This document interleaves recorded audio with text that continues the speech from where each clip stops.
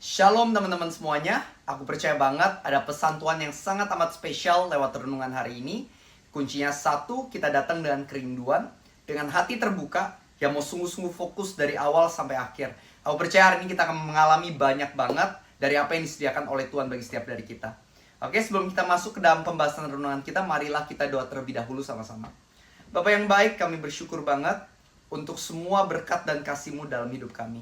Dan hari ini kami mau memperlengkapi diri kami lebih lagi untuk bisa menjadi orang yang semakin dipakai Tuhan untuk jadi blessing, jadi berkat. Maka itu Roh Kudus kami minta urapan, tuntunan, dan kasih-Mu sepanjang 10 menit ke depan, supaya kami bisa menerima firman yang Kau sediakan dengan baik, sehingga firman ini dapat sungguh-sungguh berakar, bertumbuh, dan juga berbuah dalam hidup kami. Terima kasih Tuhan, kami adalah anak-anak-Mu, kami siap untuk mendengarkan-Mu. Di dalam nama Tuhan Yesus, semua yang percaya kita sama-sama katakan, Amin. Nah teman-teman, hari ini aku pengen mulai dengan Matius 5 ayat 13-16, di mana dikatakan bahwa kamu adalah garam dunia. Apabila garam kehilangan rasanya, untuk apa lagi selain dibuang dan diinjak oleh orang? Kamu adalah terang dunia. Yang namanya terang itu gak disembunyikan di bawah gantang, melainkan diletakkan di atas kaki dia, supaya dapat menerangi semua orang yang ada di ruangan. Maka itu hendaklah terangmu bercahaya, sehingga perbuatan baikmu dilihat oleh orang-orang, dan orang-orang memuliakan nama Bapakmu yang ada di sorga. Jadi teman-teman, sebenarnya Tuhan pengen agar setiap dari kita ini bisa menjadi blessing, jadi berkat bagi sesama.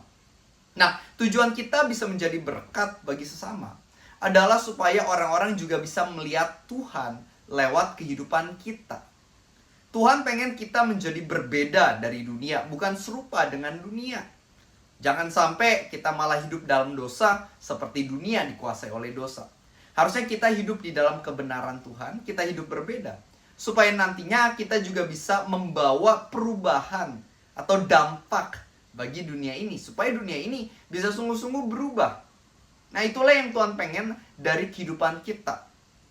Not only different from them, but different for them. Nah, kuncinya apa?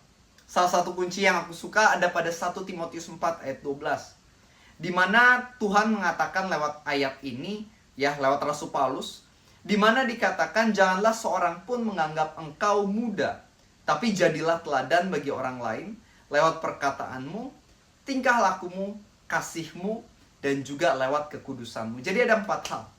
Kita diajak untuk memberikan teladan, memberikan contoh, example, lewat 4 hal ini. Yang pertama adalah lewat perkataan. Teman-teman, apakah kamu tahu bahwa perkataanmu ini adalah senjata yang bisa digunakan untuk menjadi kutuk atau menjadi berkat? Makanya di kitab Amsal kan ada dikatakan bahwa hidup atau mati ditentukan oleh lidah. Siapa suka menggemakannya akan memakan buahnya.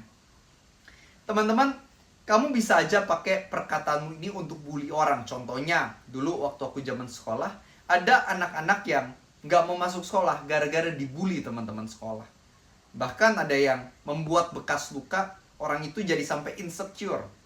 Bahkan ada yang sampai depresi karena diejek-ejek sama temennya. Itu beneran ada terjadi loh teman-teman. Atau mungkin ada juga yang menggunakan perkataannya untuk mengatakan, lu mah bodoh, orang kayak lu gak akan bisa. Misalnya kita menggunakan perkataan-perkataan seperti itu, kita merasa itu biasa-biasa aja, tapi tanpa kita sadari itu membuat orang gak bisa bertumbuh ke arah positif, tapi justru malah jadi terpuruk. Yuk mulai hari ini gunakanlah mulutmu untuk membangun. Contoh, saya memiliki seorang teman namanya Rian, dan saya senang banget setiap kali ketemu Rian. Dia selalu pasti memuji saya, menguatkan saya. Dia mengatakan, Revi, gue kenal lu dari dulu, lu tuh orangnya rajin banget, gue yakin apa yang lu kerjain ini pasti berhasil. Revi, kita punya banyak teman, dan salah satu yang menurut gue sukses tuh lu. Ya, lu benar-benar luar biasa banget. Wah, ketika aku ketemu dia tuh keluarin perkataan apresiasi, perkataan iman. Dan itu bikin aku jadi dikuatkan, teman-teman. Atau ada beberapa teman aku juga yang aku kenal, yang senang banget untuk berdoa. Tiap kali ketemu aku didoain. Dan itu juga menjadi blessing buat aku. Jadi, baik lagi, hidupmu, kamu punya pilihan. Mau gunakan perkataanmu ini jadi kutuk atau jadi berkat. Yang kedua, selain menggunakan perkataan lewat tingkah laku.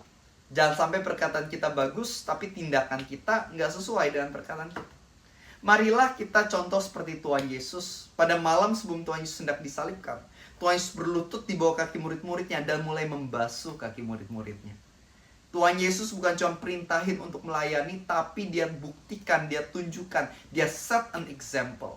Dia katakan kepada murid-muridnya, kalau aku yang merupakan guru dan Tuhan mau membasuh kakimu, maka kamu juga harus mau melakukan yang sama. Basuhlah kaki sesama kamu.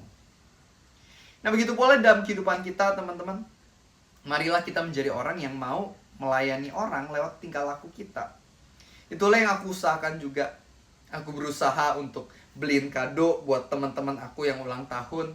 Aku berusaha untuk jenguk teman-teman aku yang sakit. Aku berusaha untuk ajak makan teman-teman aku supaya bisa kesaksian. Di tengah makan kita ngobrol, cerita, aku bisa kesaksian tentang kebaikan Tuhan, supaya dia juga semakin mengenal pribadi Tuhan.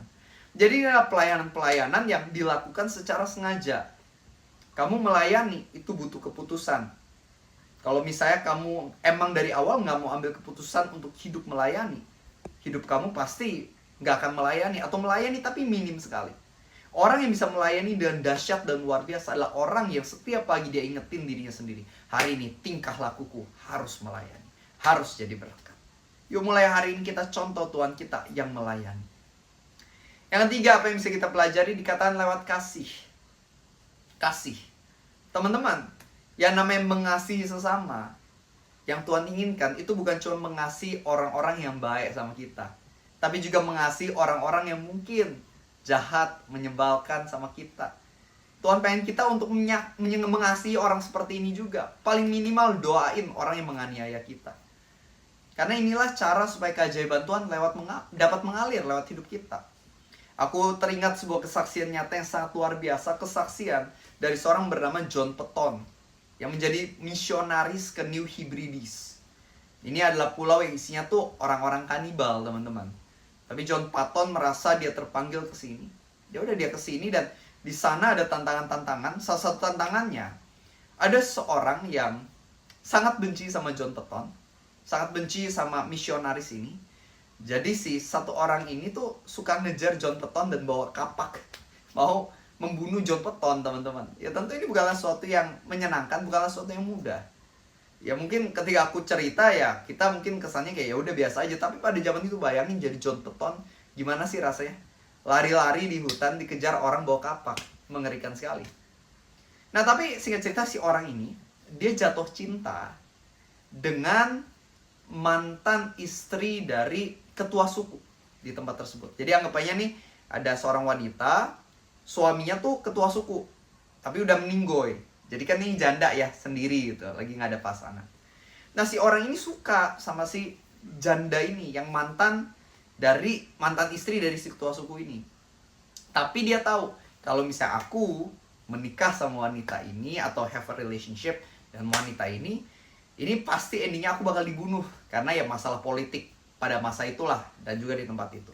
Aku pasti dibunuh nih kalau aku misalnya sama si wanita ini. Jadi dia bingung gimana ya, aku suka tapi takut juga gimana ya. Nah, singkat cerita, dia keingat sama si John Paton, si misionaris ini. Dia benci banget sama John Paton, tapi dia tahu John Paton tuh orangnya pintar. Akhirnya dia merendahkan diri, dia datang ke John Paton dan dia minta pertolongan. Ya kan, dia datang tentunya tanpa kapak, makanya John Paton mau ketemu, mau ngobrol. Dan singkat cerita dia minta pertolongan. Akhirnya John Paton, dia punya pilihan, mau bantu atau enggak orang yang sama ini berusaha membunuh dia. Tapi dia memutuskan, aku mau menunjukkan kasih. Dia tolongin orang ini, dia kasih strategi, dia tuntun, dan akhirnya beneran berhasil. Akhirnya si orang ini jadi sama si wanita ini. Wah, sejak itu orang ini udah gak pernah berusaha untuk membunuh John Paton, melainkan justru dia benar-benar support, jadi teman. Bahkan dia pun menjadi pengajar di bawah pemuridan dari John Paton. And this is a true story. Nah, teman-teman, di sini kita melihat bagaimana oleh karena kasih seseorang bisa berubah drastis ke arah yang positif. Maka itu yuk mulai hari ini, coba paling minimal berdoa untuk orang-orang yang menyakiti kita. Yang keempat, yang terakhir yang bisa kita pelajari apa?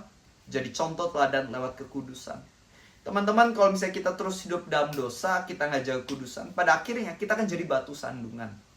Kita tahu banyak kisah bagaimana pendeta yang dulunya pelayanannya luar biasa, tapi ternyata karena selingkuh satu kali, pelayanannya bubar, hancur berantakan. Kita tahu kisah bagaimana, ini mungkin kisah yang aku lihat sendiri, ada orang yang bekerja di sebuah perusahaan yang cukup baik, gaji cukup baik juga. Tapi karena dia mencuri, nyolong, untuk mendapatkan sedikit uang lebih, mungkin hanya berapa juta. Tapi ketika ketahuan, dia dipecat, dikeluarkan. Dia akhirnya susah cari kerja lagi, berbulan-bulan gak punya penghasilan. Dalam kata lain apa? Mencurinya cuman sedikit, tapi dampak negatifnya luar biasa. Makanya jagalah kekudusan. Menjaga kekudusan artinya kita beneran menjauhi dosa. Karena kalau kita hidup dalam dosa, ingat Roma 6 ayat 23, di mana dikata sebab upah dari dosa ialah maut. Ya namanya dosa apapun bentuknya pasti akan merusak hidup kita, baik kita sadari maupun gak sadari. Maupun dampaknya bisa aja instan, dampak negatifnya bisa instan. Tapi kadang dampak negatifnya mungkin di masa depan. Tapi intinya pasti selalu ada dampak negatif dari dosa. Maka itu jangan hidup dalam dosa lagi. Marilah jaga kekudusan kita. Dan itu akan menolong orang-orang melihat hidup kita yang luar biasa di dalam Tuhan. Itu akan menginspirasi mereka untuk hidup kudus juga. Amin. Mari kita tutup dalam doa. Tuhan Yesus, kami berterima kasih untuk firman yang telah Kau berikan. Terima kasih Kau mengingatkan kami supaya kami menjadi berkat, jadi garam, jadi terang, jadi teladan. Dalam perkataan, tingkah laku, kasih, dan juga kekudusan kami. Bantu kami Tuhan, supaya firman ini gak sekedar menjadi firman yang kami tahu, tapi sungguh kami bisa menerapkannya dalam hidup kami. Supaya banyak orang di sekitar kami hidupnya bisa diubahkan, diselamatkan. Lewat apa yang kami katakan, kami lakukan sehari-hari. Tuntun kami ya Tuhan, berikan urapan-Mu. Supaya setiap dari kami sungguh beneran bisa dipakai oleh Tuhan. Kami bersyukur untuk momen ini, kami bersyukur untuk firman ini. Dan kami percaya ada masa depan indah yang Tuhan sediakan bagi setiap dari kami. Terima kasih Tuhan. Di dalam nama Tuhan Yesus, semua yang percaya, mari kita sama-sama katakan, Amin.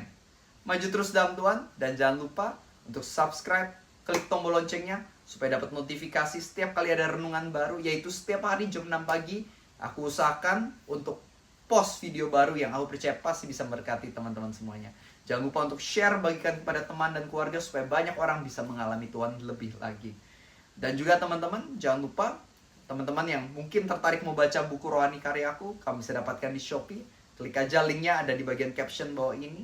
Dan aku percaya pasti bisa menginspirasimu. Buku terbaruku adalah Bersama Tuhan Dalam Badai, yang bisa mengingatkan kita bagaimana di tengah masalah tantangan terberat kita nggak sendirian, tapi ada Tuhan yang menyertai, menguatkan kita, akan menguatkan iman kita, dan menolong kita tahu apa aja yang harus kita lakukan di tengah tantangan yang sedang kita hadapi.